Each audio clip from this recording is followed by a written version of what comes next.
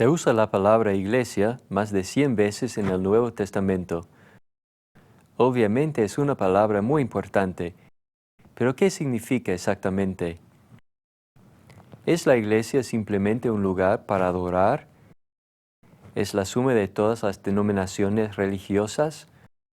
¿O es algo más personal y espiritual? Además, ¿cuán importante es la iglesia? ¿Y tiene Jesús una iglesia a la cual debemos pertenecer para ser salvos? Escuchemos a John Moore mientras nos guía en nuestro estudio en busca de la verdad acerca de la iglesia. ¿Es esto lo que piensa cuando se habla de una iglesia? Esto es lo que la mayoría de personas piensa. Incluso el diccionario define la palabra iglesia como un edificio apartado o consagrado para la adoración pública. ¿Pero es la iglesia simplemente una edificación hecha de madera o piedra, o es algo más? Absolutamente. La iglesia, es decir, la iglesia que Jesús estableció, existió antes que este edificio de adoración o cualquier edificio de adoración, denominación, organización o edificación cristiana. Entonces, ¿qué es la iglesia y cuál debe ser nuestra actitud para con la iglesia?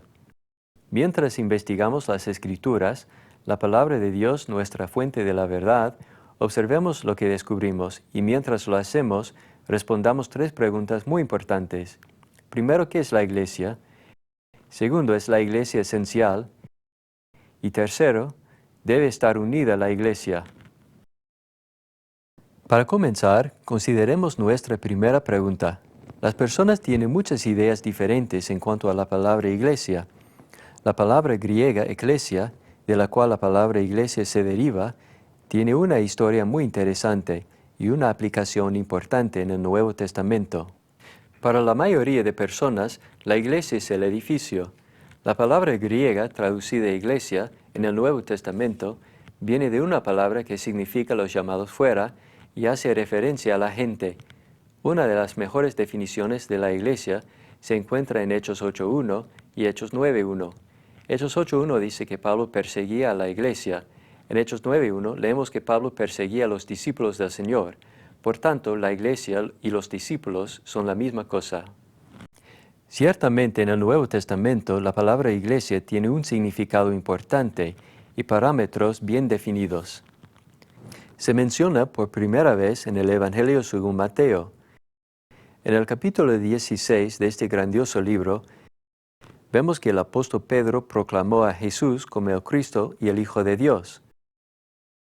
Y yo también te digo que tú eres Pedro, y sobre esta roca edificaré mi iglesia, y las puertas del Hades no prevalecerán contra ella. Y a ti te daré las llaves del reino de los cielos. Y todo lo que atares en la tierra será atado en los cielos, y todo lo que desatares en la tierra será desatado en los cielos. Al buscar el significado de la palabra iglesia, notemos primeramente que Cristo realmente tiene una iglesia. Segundo, notemos que Jesús es el edificador de la iglesia. Tercero, notemos que Pedro y el resto de los apóstoles recibieron las llaves del reino. Necesitamos saber que las llaves simbolizan autoridad. Aproximadamente 1 año después de que el Señor prometió edificar su iglesia, vemos que Pedro y los otros apóstoles usaron las llaves de autoridad para abrir las puertas del reino al establecer la iglesia. Este evento tomó lugar el mismo día de la celebración judía del Pentecostés, y el inspirado escritor Lucas lo registró en Hechos 2. Cuando leemos este capítulo, vemos que los 12 apóstoles recibieron poder de lo alto cuando el Espíritu Santo cayó sobre ellos, mientras esperaban en una casa en Jerusalén. Aunque no habían aprendido los dialectos e idiomas que Hechos 2, 9 a 11 menciona, los apóstoles pudieron predicar el Evangelio de Cristo en varias lenguas humanas a aquellos individuos representados por una variedad de grupos étnicos y nacionales. Este mensaje del Evangelio consistió de una referencia a las profecías del Antiguo Testamento concerniente al Espíritu Santo, un resumen de las credenciales del Señor, un mensaje acerca del significado de la muerte, sepultura y resurrección de Cristo, y la revelación de la exaltación de Jesús al trono de David. Al oír este sermón, las almas sinceras y con conciencias remordidas que necesitaban salvación, clamaron con fe preguntando: «Varones hermanos, ¿qué haremos?». Aquí está lo que Pedro les dijo que hicieran para obtener la remisión o perdón de los pecados. «Arrepentíos y bautícese cada uno de vosotros en el nombre de Jesucristo para perdón de los pecados, y recibiréis el don del Espíritu Santo, porque para vosotros es la promesa, y para vuestros hijos, y para todos los que están lejos, para cuantos el Señor nuestro Dios llamare». Aquí descubrimos que después de oír el mensaje de Pedro y aceptar ese mensaje, los que quisieron ser salvos fueron bautizados. Pero luego, ¿de qué llegaron a ser parte? ¿Se unieron a una denominación los que fueron bautizados? No, porque no existía ninguna en ese tiempo. ¿Qué pasó?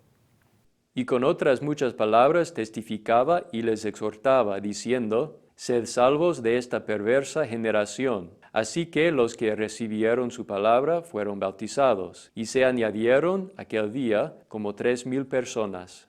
Y perseverando unánimes cada día en el templo, y partiendo el pan en las casas, comían juntos con alegría y sencillez de corazón, alabando a Dios y teniendo favor con todo el pueblo. Y el Señor añadía cada día a la iglesia los que habían de ser salvos.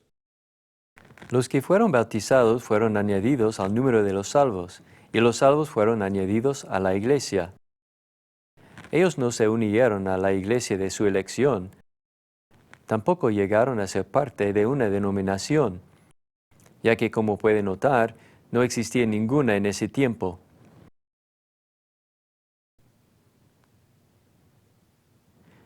En cambio, cuando los pecadores se bautizaron, llegaron a ser salvos. Al mismo tiempo, Cristo les añadía al grupo de los que Él había salvado. Juntos, todos los salvos constituían la iglesia. En palabras simples, la iglesia es la suma de todos los salvos, y los salvos constituyen lo que conocemos como la iglesia. Por todo el libro de Hechos y el Nuevo Testamento, puede ver que las personas salvas son identificadas exactamente en esa manera, es decir, como la iglesia. Al continuar leyendo a través de toda la Biblia, también descubrimos que la palabra iglesia se usa para hacer referencia a estas personas salvas en 3 maneras. Se usa en el sentido local, como en la iglesia en Jerusalén. Se usa en un sentido universal para hacer referencia a los salvos de todo el mundo, como en Cristo amó a la iglesia. O se usa en un sentido específico, cuando la Biblia habla de los salvos que se reúnen para adorar. En todos estos casos, la palabra iglesia hace referencia a los que han sido salvos. La Escritura identifica a estas personas salvas con varios términos significativos y descriptivos. Estos términos nos ayudan a entender la naturaleza y el trabajo de los salvos, la iglesia. Por ejemplo, se conoce a los salvos como la iglesia, ya que la palabra griega para iglesia revela que son los llamados fuera del mundo, de las tinieblas, para entrar a la luz espiritual de Dios.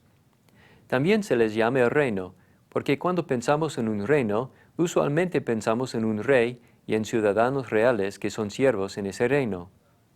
Como personas salvas, los cristianos viven bajo el reinado de Jesús. Están bajo el reinado y dominio del Rey Cristo. Además de conocerles como el reino, también se conoce a los salvos como el templo. En las culturas paganas se piensa usualmente que los templos son los lugares de morada o las casas de los dioses. En la Biblia aprendemos que el único Dios vivo y verdadero mora en la iglesia. Su Espíritu Santo hace su morada en cada cristiano. Pero también se conoce a los salvos como la familia de Dios. En el Nuevo Testamento, la palabra familia a menudo hace referencia a una institución compuesta de un padre, una madre, hermanos y hermanas. De igual manera, se debe pensar de la iglesia como una familia, donde Dios es nuestro Padre Celestial, Cristo es nuestro hermano mayor, y los salvos son nuestros hermanos y hermanas espirituales. No solo se hace referencia a los salvos como la familia de Dios, sino también se les llama el cuerpo, así como el cuerpo humano tiene una sola cabeza, pero varias partes. Cristo Jesús es la cabeza de los salvos, y los cristianos individuales son las diferentes partes del cuerpo.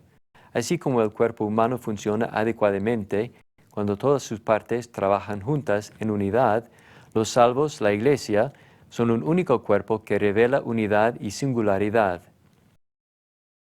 De hecho, esta última designación, el cuerpo, juntamente con 1 Corintios 12:27, clarifica el punto que el cuerpo son los salvos, la gente que pertenece a Cristo.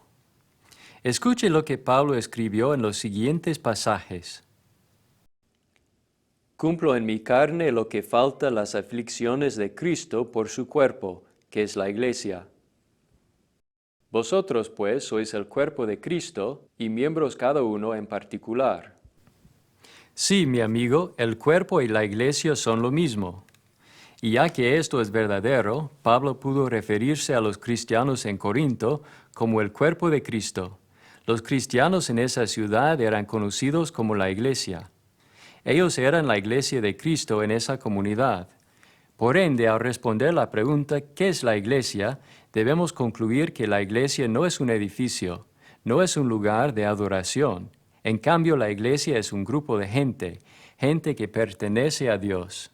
Para ilustrar adicionalmente la naturaleza y esencia de la Iglesia, vamos a observar lo que el apóstol Pablo escribió a Timoteo.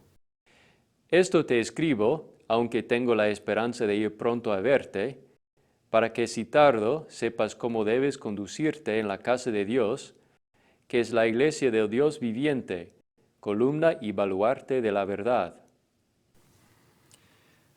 Cuando Pablo hizo referencia en este pasaje a la casa de Dios, ¿estuvo hablando de una casa literal? Desde luego que no. Estuvo hablando de una casa espiritual, una casa construida por Dios, es decir, la iglesia, el pueblo de Dios. La iglesia, la casa de Dios, fue edificada sobre la roca sólida de la deidad del Señor. Después que Pedro hizo su gran confesión que Jesús era el Cristo, Jesús dijo, «Sobre esta roca edificaré mi iglesia». Según Efesios 2:20, Jesús es la piedra del ángulo y sus santos apóstoles y profetas son la fundación. En 1 Pedro 2:5 aprendemos que los cristianos son las piedras vivas que componen la casa espiritual. También, según 1 Timoteo 3:15, la iglesia es la columna y baluarte de la verdad. Protege la palabra de Dios. Tiene la responsabilidad de ir por todo el mundo y predicar la verdad, las buenas nuevas de Cristo. Jesús también es la puerta de esta casa. Él es la puerta y el medio por el cual debemos entrar para obtener vida eterna. Los peldaños de salvación guían hacia esta puerta y los pecadores deben escalarlos para entrar a la iglesia. Entonces, esta es la estructura básica de la iglesia. La iglesia es la totalidad de cristianos edificados sobre Jesús, la piedra angular y sobre la fundación de los apóstoles y profetas. Otra vez, ¿qué es la iglesia? La iglesia es los salvos, el cuerpo de creyentes bautizados, el cuerpo de Cristo, el reino de Cristo, la familia de Dios y el templo de Dios. Ahora que hemos determinado lo que la iglesia es, hagamos nuestra segunda pregunta principal. ¿Es la iglesia esencial e importante? Ocasionalmente puede oír que alguien dice, «Deme a Jesús, pero no a la iglesia», o «Deme al hombre, pero no el plan». Puede también oír que alguien dice que realmente no tiene que ser un miembro de la iglesia para ir al cielo. ¿Pero es esto realmente cierto? En una carta escrita a la iglesia en Éfeso, el apóstol Pablo escribió y enfatizó la naturaleza y el valor esencial de la iglesia en términos de nuestra relación con Dios. Pero ahora en Cristo Jesús, vosotros que en otro tiempo estabais lejos, habéis sido hechos cercanos por la sangre de Cristo, porque Él es nuestra paz, que de ambos pueblos hizo uno, derribando la pared intermedia de separación, aboliendo en su carne las enemistades, la ley de los mandamientos expresados en ordenanzas, para crear en sí mismo de los dos un solo y nuevo hombre, haciendo la paz, y mediante la cruz reconciliar con Dios a ambos en un solo cuerpo, matando en ella las enemistades. De este pasaje aprendemos que una vez existió una división entre los judíos y gentiles, pero también aprendemos que una vez existió una división entre Dios y el hombre. Según los pasajes como Isaías 59, 1 a 2 y Romanos 6, 23, el pecado nos separa de Dios. El pecado nos hace enemigos de Dios. Pero la Biblia también enseña que a causa del amor de Dios, a causa de las buenas nuevas acerca de Jesús y su muerte, sepultura y resurrección, podemos llegar a ser amigos de Dios otra vez. Aprendemos que podemos ser reconciliados con Dios. Porque si siendo enemigos fuimos reconciliados con Dios por la muerte de su Hijo, mucho más, estando reconciliados, seremos salvos por su vida. Y no solo esto, sino que también nos gloriamos en Dios por el Señor nuestro Jesucristo, por quien hemos recibido ahora la reconciliación. El término reconciliar, reconciliación, hace referencia a grupos o fracciones separadas que son reunidas y llegan a ser uno. De Efesios 2:16 aprendemos que se puede quitar la división entre Dios y el hombre que existe a causa del pecado, es decir, ellos pueden ser reconciliados en el cuerpo de Cristo. Anteriormente, en el capítulo 1, el apóstol Pablo hizo referencia a la iglesia como el cuerpo de Cristo, cuando dijo que Dios dio a Jesús por cabeza sobre todas las cosas a la iglesia, la cual es su cuerpo.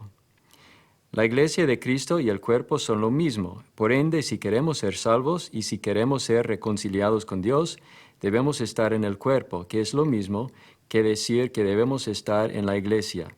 Ciertamente la iglesia es importante y esencial. Si queremos ser salvos y ser reconciliados con Dios, debemos estar en ese cuerpo, el cuerpo de Cristo. Pero ahora, continuemos con el libro de Efesios y descubramos algunas razones adicionales de por qué la iglesia es tan valiosa e importante. A mí, que soy menos que el más pequeño de todos los santos, me fue dada esta gracia de anunciar entre los gentiles el evangelio de las inescrutables riquezas de Cristo, y de aclarar a todos cuál sea la dispensación del misterio escondido desde los siglos en Dios, para que la multiforme sabiduría de Dios sea ahora dada a conocer por medio de la Iglesia a los principados y potestades en los lugares celestiales, conforme al propósito eterno que hizo en Cristo Jesús, nuestro Señor. De este pasaje observamos dos cosas importantes. Primero, note que la Iglesia es la sabiduría de Dios, es decir, es un reflejo o un ejemplo de la sabiduría de Dios. Desde su organización hasta su adoración singular, la Iglesia es la institución más grandiosa jamás establecida. Se puede apreciar un ejemplo de lo especial de esta institución en su compañerismo multicultural y multinacional. Se puede entender mejor esta relación única al considerar el trasfondo de lo que leímos antes en cuanto a la división que existía entre los judíos y gentiles. En Efesios 2:14, Pablo aludió a esta división cuando habló de una pared intermedia de separación. En un sentido, la pared que Pablo mencionó en Efesios 2:14 fue una pared literal. Se había levantado esta pared en el complejo del templo herodiano. Se la había diseñado para prevenir que los gentiles entraran al santuario del templo y a sus patios internos. Lo que debemos entender es que a los gentiles no se les ofrecía ni se les extendía compañerismo verdadero como resultado de esta barrera. Esta pared era símbolo del hecho de que a los gentiles no se les había dado un igual acceso a Dios y a sus bendiciones espirituales bajo el antiguo pacto. Los profetas del Antiguo Testamento, Isaías y Daniel, habían predicho la erradicación de esta división. Ambos habían profetizado acerca del plan de Dios de erradicar esa pared para poner término a la división entre los judíos y gentiles a través de la muerte de Cristo en la cruz y por medio del reino de Dios, la Iglesia. En Efesios 2, Pablo expresó la idea que se había removido esta pared intermedia de separación a través de la obra redentora de Jesucristo. Ahora los judíos y gentiles tienen igual acceso a las bendiciones espirituales y a las promesas de Dios, sin tener en cuenta la nacionalidad, clase social, afiliación política, nivel educacional o género. Todos podemos tener acceso a Dios por medio del cuerpo de Cristo. Entonces, esta iglesia es un organismo que incluye a toda la gente y que se vela por encima de la nacionalidad y la etnia. Ya que es el reino de Dios, la iglesia consiste de gente de todo el mundo. O como Isaías declaró, correrán a él todas las naciones. Hoy, cuando alguien, a través de la fe en Jesús, se bautiza en Cristo, es revestido de Cristo y llega a ser parte de una familia donde no existen paredes divisorias de nacionalidad o estatus social. Porque todos los que habéis sido bautizados en Cristo, de Cristo estáis revestidos. Ya no hay judío ni griego, no hay esclavo ni libre, no hay varón ni mujer, porque todos vosotros sois uno en Cristo Jesús. La iglesia es un ejemplo evidente de la manera en que Dios une a la gente. A través del bautismo en Cristo, las personas de todas las naciones llegan a ser uno. Llegan a ser parte de una hermandad que carece de estatus económico o posición política. Como una familia, la iglesia exhibe interés mutuo y se preocupa por todos sus miembros. Según la Biblia, la iglesia es un ambiente donde existe un corazón común y un espíritu de amor. La iglesia es un refugio de felicidad y buena voluntad, especialmente para aquellos cuyas familias les han abandonado o tratado mal. La iglesia está compuesta de muchos hermanos, hermanas, padres y madres que acogen y cuidan de sus hijos espirituales. La iglesia realmente refleja la multiforme sabiduría de Dios. Pero además de eso, notemos por Efesios 3:11 que la iglesia es esencial, ya que ha estado siempre en el propósito eterno de Dios. El establecimiento de la iglesia estuvo de acuerdo al plan eterno de Dios. Estuvo en la mente de Dios antes que el mundo fuera creado. A diferencia de lo que algunos han propuesto erróneamente, la iglesia no es una ocurrencia posterior o una decisión de último momento que el Señor hizo cuando supuestamente no pudo establecer un reino terrenal. Como aprendimos anteriormente, la iglesia y el reino son lo mismo. Este reino fue planeado por Dios, anunciado por los profetas, predicho por Jesús y establecido por Dios. Todo esto se realizó según un plan maestro que se cumplió en el primer siglo y que todavía se realiza hoy. Como la Biblia revela, este reino estuvo en existencia durante el primer siglo. En estos pasajes, leemos que los escritores de la Biblia hablaron como si el reino estuviera en existencia durante su vida. Según el profeta Daniel, el reino debía ser establecido durante el tiempo del Imperio Romano. Y en los días de esos reyes, el Dios del cielo levantará un reino que no será jamás destruido, ni será el reino dejado a otro pueblo. Desmenuzará y consumirá a todos estos reinos, pero él permanecerá para siempre. Por el contexto de este pasaje, aprendemos que la frase «en los días de estos reyes» hace referencia al Imperio Romano. Daniel había profetizado que 4 imperios mundiales sucesivos controlarían la región de Palestina. La Iglesia de Cristo, o el Reino de Dios, fue establecido durante el Cuarto Imperio, el cual la historia registra como el Imperio Romano con sus emperadores o reyes. Investiguemos adicionalmente el libro de Efesios y veamos algo más acerca de la naturaleza y el valor esencia de la Iglesia de Dios. Porque el marido es cabeza de la mujer, así como Cristo es cabeza de la Iglesia, la cual es su cuerpo y Él es su Salvador. Maridos, amad a vuestras mujeres, así como Cristo amó a la Iglesia y se entregó a sí mismo por ella. Este pasaje revela varias verdades hermosas, pero en cuanto a nuestra pregunta acerca de la importancia y valor de la Iglesia, notemos que Jesús ama a la Iglesia y es el Salvador del cuerpo. Amigos, si Cristo es nuestro gran ejemplo y amó a la Iglesia, ¿no deberíamos nosotros también amar a la Iglesia? Absolutamente. La Iglesia de Jesucristo debería ser lo más importante en nuestras vidas.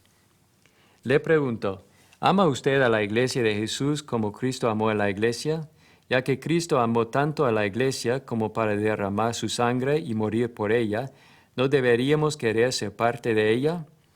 Sí, ya que en 2 de Timoteo 2:10 dice que la salvación está en Cristo.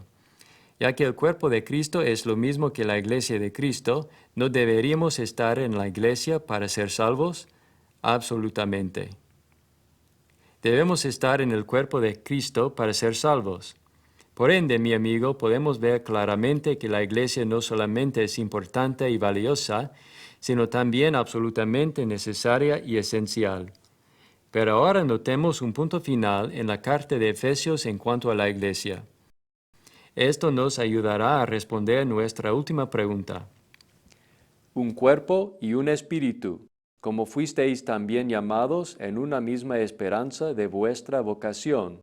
Un Señor, una fe, un bautismo. Después de oír a Pablo, debemos concluir que así como hay solamente un Dios, un espíritu y una fe, también hay solamente un cuerpo. Ya que la iglesia y el cuerpo son lo mismo, como Efesios 1, 22 y 23 revela, entonces se debe entender que solamente hay una iglesia. Escuche lo que Jesús dijo acerca de esta única iglesia. Sobre esta roca edificaré mi iglesia, y las puertas del Hades no prevalecerán contra ella. Amigo, ¿dijo Jesús que edificaría iglesias plural o iglesias singular? Correcto. Dijo que edificaría su iglesia singular. Sin embargo, hoy existen muchas iglesias diferentes.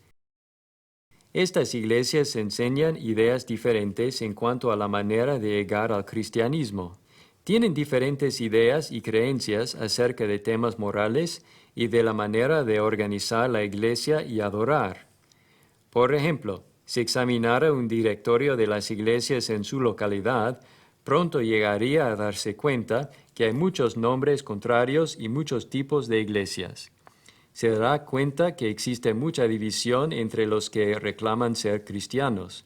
¿Cree que esto agrada a Dios? ¿Es aceptable delante de Dios que haya tantas iglesias? ¿Qué acerca de la iglesia que Jesús prometió edificar? ¿Se debería tolerar esta clase de división? ¿Es aceptable dividir al único cuerpo de Cristo para establecer iglesias o denominaciones por hombres? ¿Deberían los cristianos separarse entre ellos, llevando nombres diferentes o un nombre peculiar, adoptando doctrinas que la Biblia no enseña, o promoviendo libros de credos, ideas y filosofías que la Biblia no menciona? Respondamos esas preguntas y en particular, hagamos nuestra tercera pregunta. ¿Debería estar unida la Iglesia?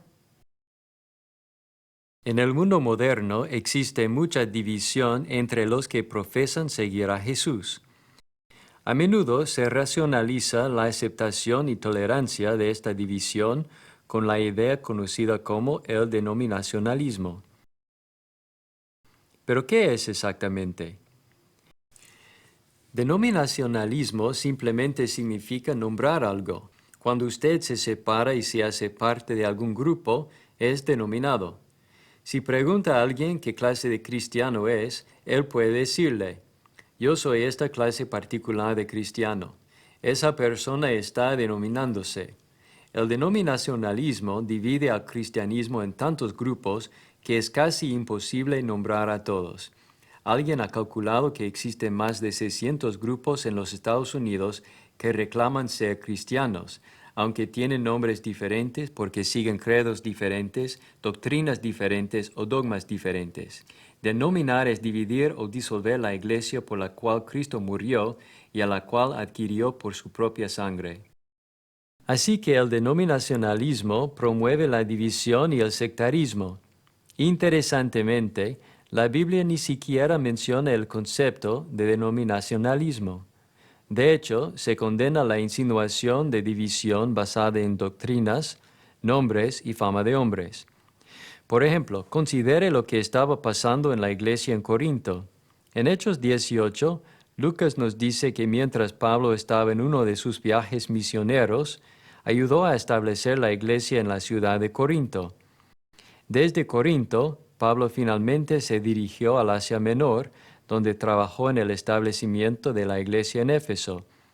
Mientras estaba en Éfeso, Pablo fue informado que estaban ocurriendo algunos problemas en el cuerpo de Cristo en Corinto. Uno de los problemas tenía que ver con una división entre sus miembros concerniente a preferencias por predicadores. Porque he sido informado acerca de vosotros, hermanos míos, por los de Cloé, que hay entre vosotros contiendas. Quiero decir que cada uno de vosotros dice, yo soy de Pablo, y yo de Apolos, y yo de Cefas, y yo de Cristo. Cuando Pablo oyó de estos problemas, escribió por inspiración del Espíritu Santo el libro de Primera a los Corintios. En esa epístola condenó la práctica de división. Os ruego, pues, hermanos, por el nombre de nuestro Señor Jesucristo, que habléis todos una misma cosa, y que no haya entre vosotros divisiones, sino que estéis perfectamente unidos en una misma mente y en un mismo parecer. Tristemente, algunos en la iglesia en Corinto habían comenzado a dividirse al preferir a diferentes predicadores. Después de ser bautizados, algunos comenzaron a decir, yo soy de Pablo, o yo soy de Cefas, o yo soy de Cristo. Sin embargo, Pablo denunció esta división pecaminosa al hacer 3 preguntas importantes. ¿Acaso está dividido Cristo? ¿Fue crucificado Pablo por vosotros? ¿O fuisteis bautizados en el nombre de Pablo? Las respuestas de estas preguntas son obvias. Primero, Cristo no está dividido.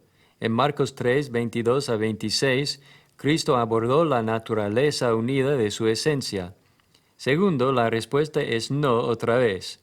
Pablo no fue crucificado por ellos. Y tercero, ellos no fueron bautizados en el nombre de Pablo. En cambio, según Mateo 28, 19, los pecadores son bautizados en el nombre de Cristo. Teniendo en cuenta estos criterios, ¿hubieran estado equivocados estos cristianos al llamarse paulinos? ¿Hubieran pecado al nombrar a la iglesia a causa de Pablo? Sí, hubieran estado equivocados, y ciertamente hubieran pecado contra Dios. ¿Qué pasaría si hoy hubiera un predicador de la iglesia llamado Alex Campbell, quien fuera un predicador de la palabra muy dinámico y convincente? Digamos que fuera un erudito eminente y muy educado que hubiera ayudado a convertir a miles a Cristo. Si buscando honrarlo, comenzaríamos a llevar el nombre religioso Campbellianos, ¿cree que eso honraría a Dios? ¿Sería aceptable delante de Dios? De ninguna manera, según 1 de Corintios 1. Para que usted pudiera llamarse campbelliano, 3 cosas necesitarían ser ciertas. Primero, Cristo tuviera que estar dividido. Segundo, tuviera que haber sido bautizado en el nombre de Alex Campbell. Tercero, Alex Campbell tuviera que haber sido crucificado por usted. Así que al llamarse campbelliano estaría dividiendo el cuerpo de Cristo y daría gloria a Alex Campbell en vez de dar gloria a Cristo. En 1 de Corintios 1:31, Pablo dijo, el que se gloría, gloríese en el Señor. Pedro escribió, pero si alguien sufre por ser cristiano, que no se avergüence, sino que alabe a Dios por llevar el nombre de Cristo, es decir, el nombre cristiano. Amigo, si es incorrecto dividir el cuerpo de Cristo a causa de preferencias por predicadores, ¿no sería incorrecto dividir el cuerpo de Cristo por credos y doctrinas humanas? ¿No sería equivocado dividir el cuerpo de Cristo al adoptar nombres religiosos no autorizados, sea para nosotros mismos o para la congregación? Una iglesia puede no enseñar la misma cosa que otra iglesia, pero según el denominacionalismo, ambas son la iglesia de Cristo. Sin embargo, la Escritura nos enseña que solo hay un cuerpo, una iglesia, y que esa iglesia enseña lo mismo uniformemente. Eso es lo que debemos hacer hoy, hablar de los designios de Dios. y no diferenciarnos o denominarnos en muchos grupos diferentes. Amigo, el Nuevo Testamento enfatiza repetidamente la unidad de la Iglesia. Por ende, no debemos ser culpables de dividir el cuerpo de Cristo. Jesús mismo oró por la unidad de todos los creyentes. Mas no ruego solamente por estos, sino también por los que han de creer en mí por la palabra de ellos, para que todos sean uno, como tú, oh Padre, en mí y yo en ti, que también ellos sean uno en nosotros, para que el mundo crea que tú me enviaste. Pablo instruyó específicamente a la Iglesia a mantener la unidad del Espíritu en el vínculo de la paz. Yo pues, preso en el Señor, os ruego que andéis como es digno de la vocación con que fuisteis llamados, con toda humildad y mansedumbre, soportándoos con paciencia los unos a los otros en amor, solícitos en guardar la unidad del Espíritu en el vínculo de la paz. Un cuerpo y un espíritu, como fuisteis también llamados, en una misma esperanza de vuestra vocación, un Señor, una fe, un bautismo, un Dios y Padre de todos, el cual es sobre todos y por todos y en todos. Note que no solamente se demanda la unidad, sino también se condena la división y el sectarismo. Note en el siguiente pasaje que se clasifica la división como una obra de la carne que no se debe practicar o tolerar. Y manifiestas son las obras de la carne, que son adulterio, fornicación, inmundicia, lascivia, idolatría, hechicerías, enemistades, pleitos, celos, iras, contiendas, disensiones, herejías, envidias, homicidios, borracheras, orgías y cosas semejantes a estas, acerca de las cuales os amonesto, como ya os lo he dicho antes, que los que practican tales cosas no heredarán el reino de Dios. Sí, se condena la división, como notó hace un momento por medio de pasajes como Efesios 4 y 1 de Corintios 1, debemos esforzarnos por mantener la unidad del cuerpo de Cristo. Debemos hablar las mismas cosas. Debemos estar unidos en una misma mente y en un mismo parecer. Pero para que eso sea una realidad, todos debemos estar dispuestos a renunciar a cualquier cosa que la Biblia no autorice. Debemos renunciar a las prácticas no autorizadas o a los nombres que la Biblia no autoriza. Debemos regresar a la Biblia para encontrar un así dice el Señor para todo lo que hacemos y decimos. Y todo lo que hacéis, sea de palabra o de hecho, hacedlo todo en el nombre del Señor Jesús, dando gracias a Dios Padre por medio de Él. Hacer algo en el nombre del Señor Jesús es hacerlo con su permiso y aprobación. ¿Está buscando la aprobación del Señor? ¿Está en su iglesia? ¿Está usando un nombre religioso que trae gloria a Cristo? ¿Está viviendo y adorando de la manera que Cristo autoriza y por ende de la manera que es aceptable delante de Él? Amigo, ¿está esforzándose por promover la unidad en el cuerpo de Cristo al ir a la palabra de Dios y hacer las cosas según la voluntad de Dios? Sería completamente maravilloso que los que buscan sinceramente la verdad en todo lugar renunciaran a los nombres religiosos humanos, abandonaran sus libros de credos, confesiones de fe y toda práctica no bíblica y llegaran a ser solamente miembros de la Iglesia de Cristo que el Nuevo Testamento describe. Amigo, esto sería maravilloso, y nosotros deberíamos esforzarnos para que esto sea una realidad. Por tanto, al responder nuestra tercera pregunta, ¿debería estar unida la Iglesia? Debemos responder con un rotundo sí. Así como hemos aprendido que la Iglesia es el cuerpo de Cristo, el grupo de los salvos, y que la Iglesia es importante, esencial y necesaria, también hemos aprendido que la Iglesia debe estar unida. Estas tres verdades son fundamentales para la fe. Son una parte del Evangelio bendito de Cristo. Son una parte de la verdad, la palabra de Dios, la cual puede librarnos de los grilletes de las prácticas religiosas falsas y las iglesias humanas. De hecho, mi esperanza es que usted aceptará y obedecerá la verdad en cuanto a lo que la Biblia enseña acerca de la iglesia que Jesús estableció. Recuerde, la verdad y solamente la verdad puede hacerle libre. Espero que obedezca la verdad y llegue al cristianismo. Sea parte de la familia de Dios, la Iglesia.